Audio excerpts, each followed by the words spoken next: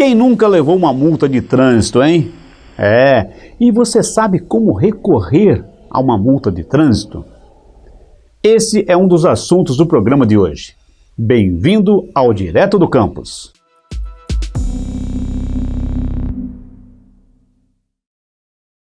E quem vai falar desse assunto muito importante relacionado ao trânsito é o professor Anderson Simoni, a quem nós estamos novamente recebendo aqui no Direto do Campus, né? Professor Rogério, muito prazer recebendo novamente aqui. Seja muito bem-vindo, professor Anderson.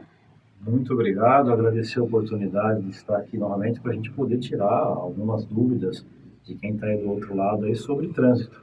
Legal. Muito bem. O professor Anderson, para quem lembra, veio falar de finanças, né?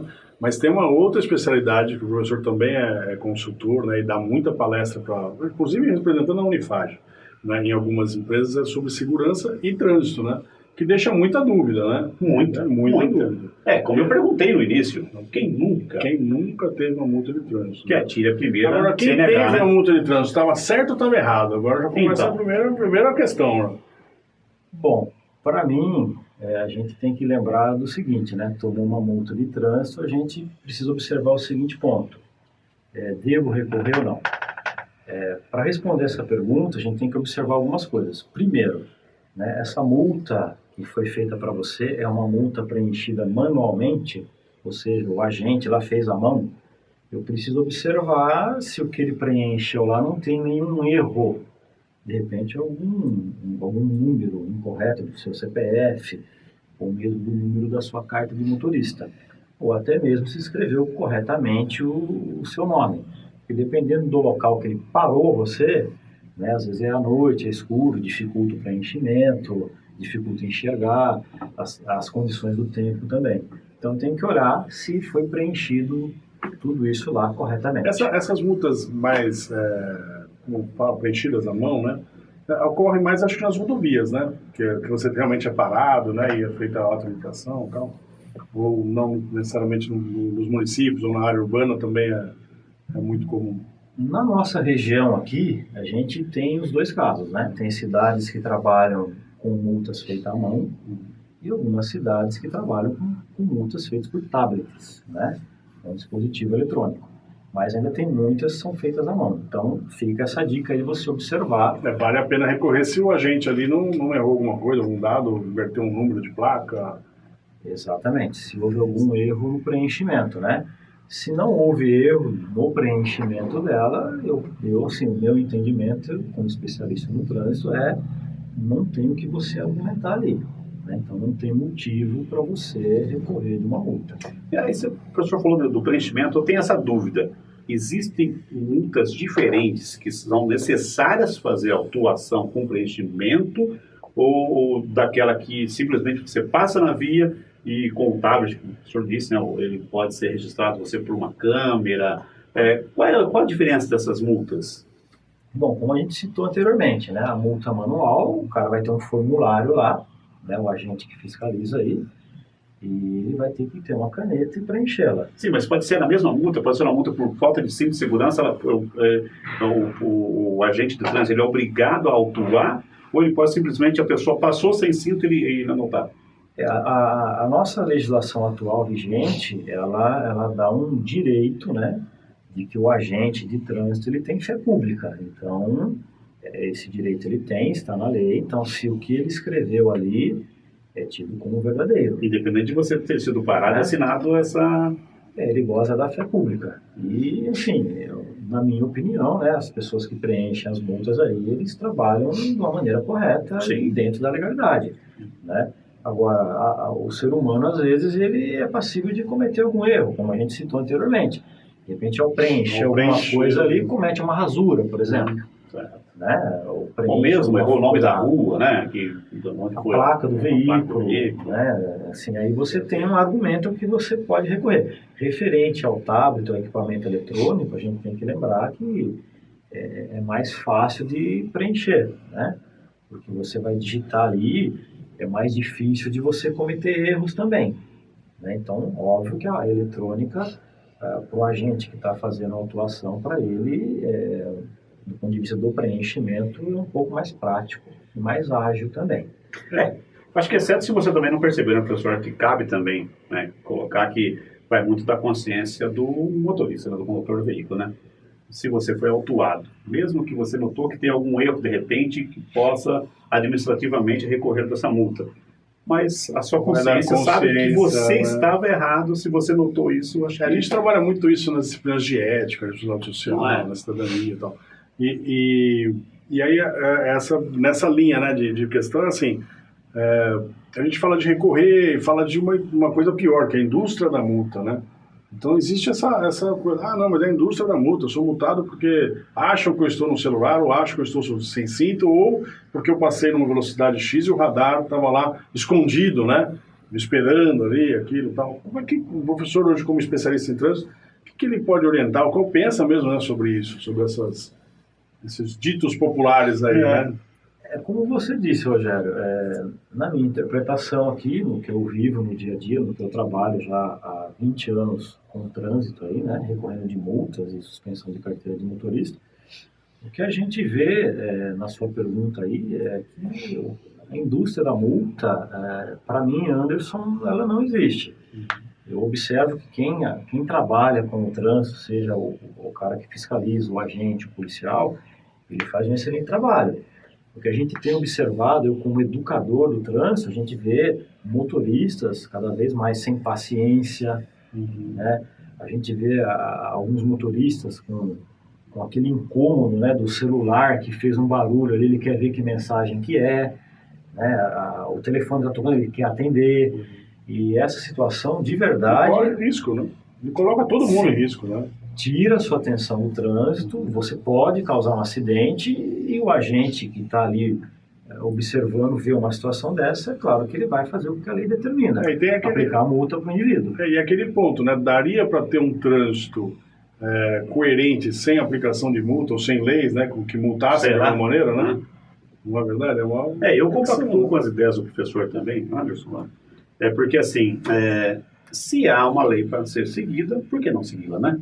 Se uma via indica 40 por hora, eu tenho que passar 40 por hora. Não posso reclamar de ter passado mais que isso e reclamar que tive uma multa. Não é isso, professor? Exatamente. Referente à sua multa de velocidade, aí ela não vai ser uma multa feita à mão. Ela vai ser uma multa fotográfica por um equipamento. Toda vez que tiver esse equipamento, né, é bom deixar claro aí, esses equipamentos, eles têm uma aferição pelo Inmetro.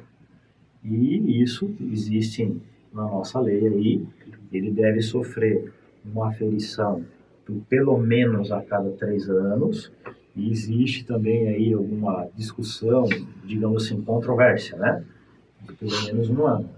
Então, sim, em linhas gerais, em 3 anos ele tem que ter essa verificação de metro, porque é uma coisa eletrônica, ela tem que ser verificada se realmente não tem nenhum problema nela. Porque as pessoas realmente abusam, né? É aquela situação, às vezes uma via ela é projetada, eu imagino eu como condutor, né, para ter uma determinada velocidade, né, se é 40, se é 50, se é 60, né, a gente não pode imaginar que a pessoa botou aquela velocidade lá para, não, agora a gente voltar a 60, porque dá para andar 80, a gente multa. Aleatório, né? Eu acho que foi um especialista, que foi o máximo que para você fazer um movimento de frenagem. Geralmente o engenheiro de trânsito, né, que acaba cuidando dessa... cuida dessa parte. Normalmente sim. E referente à multa de foto que o professor Rogério perguntou aí, né, que é um radar que tirou a fotografia, né, a gente tem que lembrar também que também tem um regramento também, né, tem algumas regras, como tira uma foto de um veículo, primeiro comentário nas normas que a gente tem aí vigente atualmente. Quando tira foto do carro numa rodovia, às vezes tem outros carros ao lado. Então, naquela fotografia que o radar tirou daquele veículo, tem que ter uma mira. É como se fosse um sinal de mais em cima daquele veículo que está sendo multado. Se essa mira, né, não estiver lá informando quem é, então existe o entendimento aí dessa regra, que geraria uma certa dúvida se era qual é o veículo estava que em foi multado. velocidade. Tá? Então a gente tem que lembrar disso também numa multa de imagem. Outro ponto importante, né, que isso também tem controvérsia, quando a gente diz controvérsia, tem um entendimento tanto para o lado sim como o lado não. Né? Por exemplo, tirar uma fotografia de uma multa de trânsito da placa da frente de um carro. Então, assim, eu deixo uma pergunta aqui. Se no lugar do carro passasse uma moto, como é que tiraria uma foto da placa da frente da moto? Sim, não existe. Ela não tem. Então, se a gente olhar do ponto de vista do direito, né, todos são iguais perante a lei. Exatamente. Isso está na Constituição Federal. Então, eu olhando desta forma, buscando esse entendimento, essa linha de raciocínio, eu verifico aí que gerou um prejuízo para o carro e um benefício para a moto. Então, a moto não tem placa dianteira. Então, seria tecnicamente um outro motivo aí, supostamente, para você recorrer de uma multa se for uma imagem desta forma. E assim, didaticamente, na prática, como que a pessoa faz para recorrer administrativamente de uma multa de trânsito? Bom, quando você leva uma multa, seja feita à mão pelo policial, no verso dela ali tem as instruções, o que deve ser feito e aonde você vai, tá? Se essa multa é uma fotografia, vai virar uma notificação via correio, né? No endereço do cadastro do veículo, né? Não é da carta da pessoa, é do cadastro do veículo. E nessa notificação, vem umas letras pequenas lá, aonde é que apresenta a sua defesa, o lugar e quais os documentos que você precisa e o prazo para você apresentar a defesa. Então, tem prazo também. O próprio condutor, o próprio motorista, ele mesmo pode fazer tudo isso. Vai lá e providencia. Ele pode fazer isso. E depois que você providenciar tudo isso e fazer a sua defesa escrita, tem que escrever, tá? Você pode enviá-la via correio nos dados que está na própria notificação.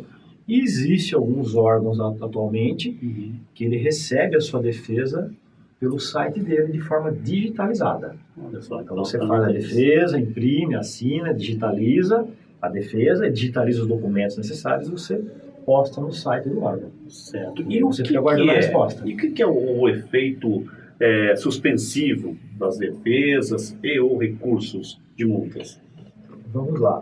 Toda vez que você faz uma defesa ou um recurso de multa, né, a nossa atual legislação, através de uma resolução do CONTRAN, né, e também no próprio Código de Trânsito Brasileiro, lá determina, lá está escrito, né, que toda vez que você apresenta uma defesa ou um recurso, os órgãos de trânsito poderá conceder o efeito suspensivo. E o que é isso? Então, por exemplo, o senhor Rogério resolveu recorrer de uma multa. Você fez a defesa, deu a entrada, juntou todos os documentos necessários, deu a entrada no prazo certo. E dentro da sua defesa você tem que pedir o efeito suspensivo. Fazer o pedido, pedir, né? Que seja concedido isso. Baseado na resolução do CONTRAN, que é a 182, de 2005, mais o artigo 283, 285 do CTB, que é o Código de Trânsito Brasileiro, pedindo que a pontuação dessa multa fique suspensa enquanto você aguarda o julgamento no órgão de trânsito, desde que demore mais de 30 dias para eles julgarem. Porque tem a questão dos pontos também, né? Tem. Que a pessoa pode perder, inclusive, a habilitação, é isso? Dependendo se ela tiver já mais pontos na sua carteira e entrar uma nova pontuação, ela pode atingir 20 pontos ou mais e vir a ter a suspensão da carta. Essa pontuação hoje é 20 pontos ou mais. E qual que é o período? É um ano, né? 12 meses. 12 meses é contar de uma multa? Por data de cada multa. De cada multa. Tá? Lá no seu efeito suspensivo, vale lembrar que o órgão de trânsito ele pode falar não para você. Ele pode falar, olha, não vou conceder o efeito suspensivo. Nós vamos julgar, nós vamos analisar a sua defesa, mas a pontuação fica por lá. Então, é uma decisão do órgão que analisa a JARE e, se for para a segunda instância, o CETRAN. Depois desse período de 12 meses, essa pontuação que a pessoa recebeu lá, ela, vamos dizer assim, caduca, perde validade depois? Ou depois, quando completou 12 meses, continua valendo ainda essa pontuação? Até enquanto a pessoa tiver habilitação? Pela nossa atual legislação, né, a validade da multa é de 12 meses. Né? Essa multa ela não vai sair de lá assim, facilmente, como você falou. Ela permanece lá. desde que não foi aberta uma portaria administrativa de suspensão da sua carta ou da cassação. Como o teu histórico. Se essa portaria for aberta, né, ela vai ter uma data da abertura.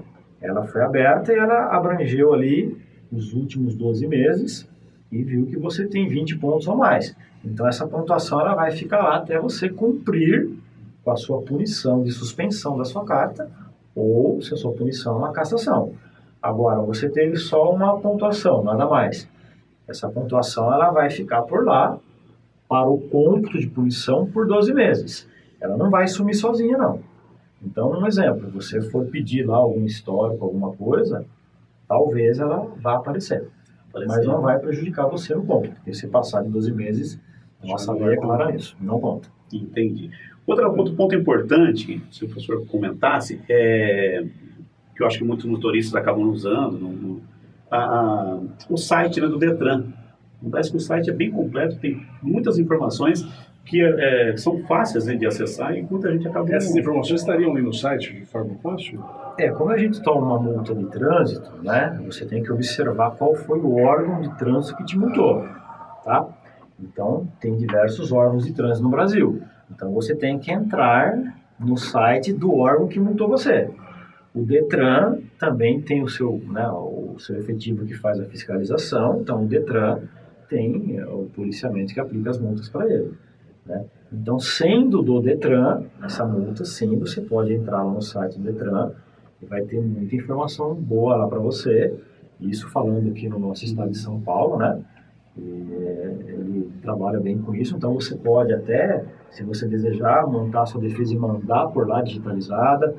Você pode solicitar uma série de serviços por lá. Você pode acompanhar lá no site do Detran a pontuação da sua carta. Se você tem uma defesa de suspensão de carta, como é que está o andamento lá dentro.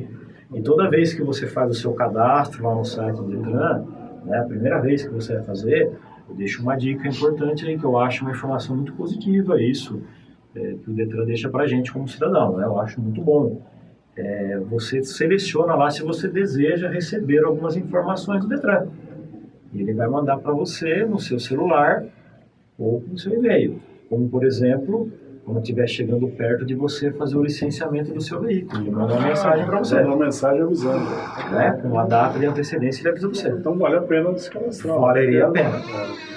Vamos pedir para o João aqui colocar o site do Detran.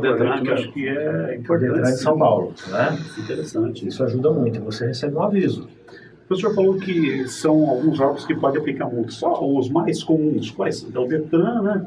Quais outros? Tem a multa municipal? Aqui no estado de São Paulo, a gente pode levar em consideração de rodovias, né? O DER, o Departamento de Estradas de Rodagem, né? Aqui do estado de São Paulo. A gente vê nas cidades aí também a própria Polícia Militar.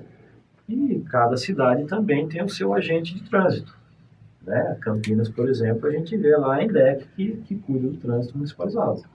E são órgãos que ajudam na segurança do trânsito. Muito bem. Ótimas dicas aí para ficar atento aí com relação ao trânsito, né? Que é muito importante. Hoje em dia, né? A maioria das pessoas tem carro, né? Então, necessitam, né? É muito comum, né? Então, necessitam, né, saber das leis, como é que funciona. E é muito diferente do Brasil para países, por exemplo, da Europa? Olha, a gente tem diferença sim, né? Se a gente olhar atualmente, né, o Brasil, ele ocupa uma posição no ranking mundial de acidentes e mortes no trânsito. Atualmente, a gente está em 5º lugar. Então, assim, o nosso trânsito mata muita gente.